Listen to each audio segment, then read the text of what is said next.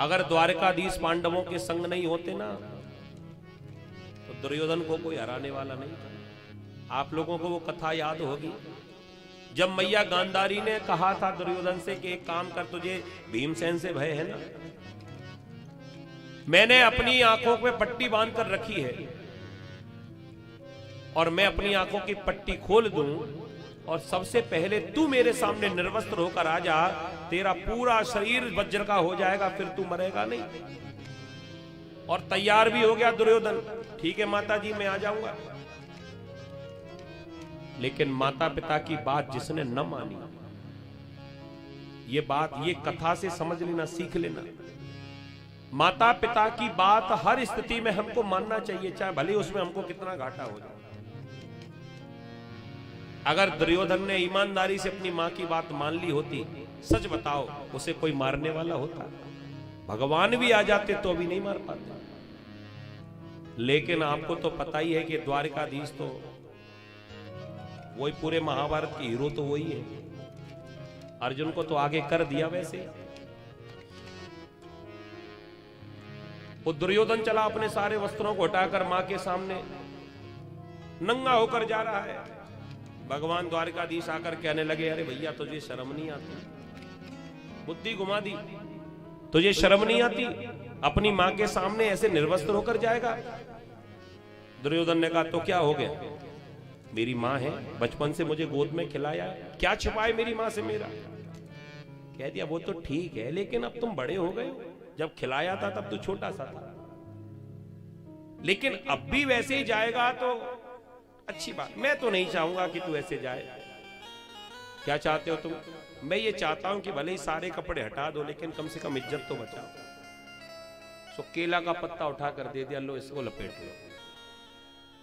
अगर मां की बात को ईमानदारी से मान लेता तो ये मरता नहीं, लेकिन भगवान की बातों में आ गया और जैसे ही वस्त्र हटाया अपनी आंखों का, पूरा शरीर वज्र का हो गया, लेकिन जंघाएं केवल कमजोर थी। और आज देखो भीमसेन ने जंघाएं तोड़ी, ना हाथ तोड़े, ना पांव तोड़े, ना घुटना तोड़ा, कुछ नहीं, जो जगह कमजोर थी उसी पर प्रहार किया।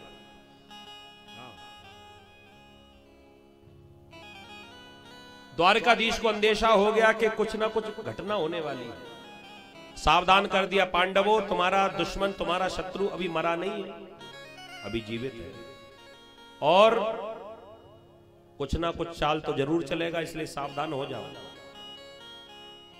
जहां रोज सोते हो वहां आज मत सोना, जो रोज खाते हो आज वो मत खाना, जहां रोज जाते हो आज मत जाना। राजनीति सीखनी है प्यारे तो द्वारकाधीश को अपना गुरु बना लो, इनसे बड़ा राजनीतिक संसार में कोई हो नहीं सकता। क्या बढ़िया बात कह दी, छोटी सी बात है लेकिन बहुत बड़ी बात है। कोई बहुत बड़ी जीत हो जाए आपकी, कोई बहुत बड़ा केस जीत जाओ, या कोई बहुत बड़ा चुनाव जीत जाओ, बड़ा या छोटा, अगर आपकी विजय हो जाए कहीं, तो इस बात का ध्यान रखना, जहां रोज मित्रों से मिलते हो जाकर उस दिन मत मिलना। जिनके संग में रोज बैठकर उठना बैठना आपका होता हो, खाना पीना होता हो, अब मत करना, क्योंकि दुश्मन की चाल का पता नहीं कब क्या धोखा हो जाए। भगवान ने भी कह दिया कि सुनो सावधान हो जाओ। आज जानबूझकर अर्जुन को कह दिया तुम मेरे पीछे पीछे चलते रहो, आज उस शिविर में सोने मत जाना, खतरा हो सकता है वहां। पांचों पांडव भगवान के पीछे पीछे चले आए, और आधी रात के समय द्रौपदी, जब बालकों की जिद हो गई कि मैया हमें अपने पिताजी का दर्शन करना है, पांचों पुत्र द्रौपदी के संग आ गए, जिस शिविर में रोज पांडव सोया करते थे। जब शिविर खाली देखा, द्रौपदी ने पूछा सैनिकों से, कहां गए हमारे पतिदेव? कह दिया ये तो पता नहीं, लेकिन इतना मालूम है कि द्वारकाधीश के साथ में गए। द्रौपदी ने कहा कि कोई बात नहीं, अब पता नहीं कब तक लौट कर आएंगे। बच्चों से कहने लगी कि बेटा अब पिताजी के आने का भरोसा नहीं है, कब तक यहां इंतजार करोगे, वापस चलो। बालक कहने लगे कि इतनी दूर से चलकर आए हैं, पिताजी का दर्शन करके ही जाएंगे। बोलिए भक्तवत्सल भगवान की।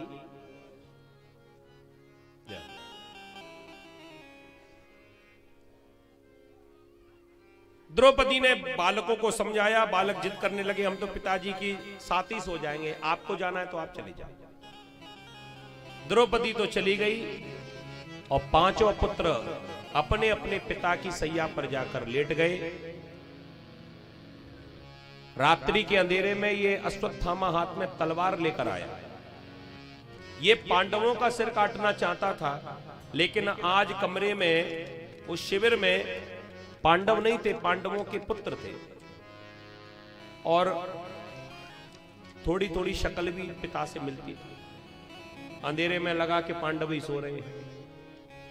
इस दुष्ट ने आकर उन पांचों बालकों के गर्दन पर तलवार का प्रहार किया और एक झटके में पांचों बालकों के सिर काट दिए। एक पोटली में पांचों सिरों को रखा, दुर्योधन के पास पहुंचे। दुर्योधन से कहा कि मित्र, तुम तो एक पांडव को मारने की बात कर रहे थे, मैंने पांचों ही मार दिए। विश्वास नहीं है तो खोल कर देखो ये पोटली।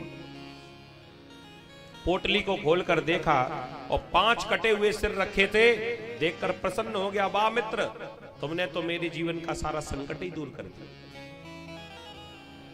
लेकिन दुख जब हुआ, जब भीमसेन का सिर उठाकर मांगा कि जरा देना मेरे हाथ में। अब वो तो पुत्र का सिर था। भीमसेन का सिर समझकर हाथ में दिया और जो टटोल कर देखा तो हाथों में आते आते बतासे की तरह फूट गया। अब शंका हो गई कि ये भीमसेन का सिर नहीं हो सकता, ये कहीं नकली तो नहीं है। कह दिया नकली नहीं, असली, देखो रक्त निकल रहा है। कह दिया सिर असली हो सकता है, लेकिन भीमसेन का सिर नहीं हो सकता। जो अपनी सिर की ठोकर से चट्टान में रास्ता बनाने वाला और मरने के बाद उसका सिर इतना कमजोर कैसे हो सकता है, जो हाथों में आते आते ही फूट रहा हो। जरूर ही ये भीमसेन का सिर नहीं है, उसके पुत्र का सिर है। 4 और सिर पड़े थे, उनको भी थोड़ा देखा तो समझ गए कि पांडवों का सिर नहीं है, ये पांडवों के पुत्रों का सिर है। अब तो रोने लगे। दुर्योधन को भी दुख हो गया, कष्ट हो गया, बहुत बुरा हुआ। अरे मेरी शत्रुता उन पांडवों से थी, इन बालकों से नहीं थी। ये बालक तो मेरे भतीजे लगते थे। काका जी कहकर मेरा सम्मान करते थे, मेरे पैरों को छूते थे, लेकिन तूने तो हमारे पूरे कुल को ही नष्ट कर दिया।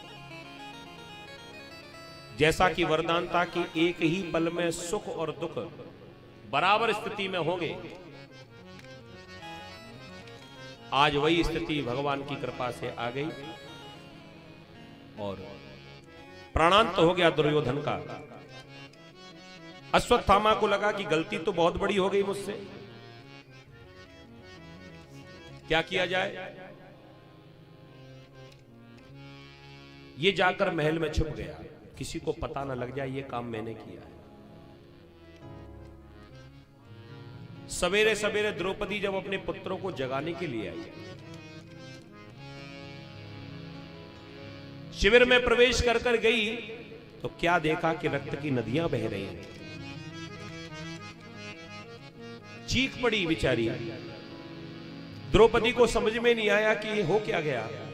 जिन बालकों को रात में लोरी गाकर सुलाकर गई हूं और प्रातःकाल पांचों बालक समाप्त हो गए। एक मां के सामने जब 5-5 पुत्रों की लाश पड़ी होगी, उस मां के हृदय पर क्या बीतेगी, आप अनुभव कर सकते हैं। द्रौपदी की चीख को सुनकर दौड़ी दौड़ी द्वारकाधीश और सभी पांडव सब लोग आए और जैसे ही देखा सबको बड़ा कष्ट हुआ। अर्जुन ने जाकर द्रौपदी को संभाला। द्रौपदी रोती रोती अर्जुन से शिकायत कर रही है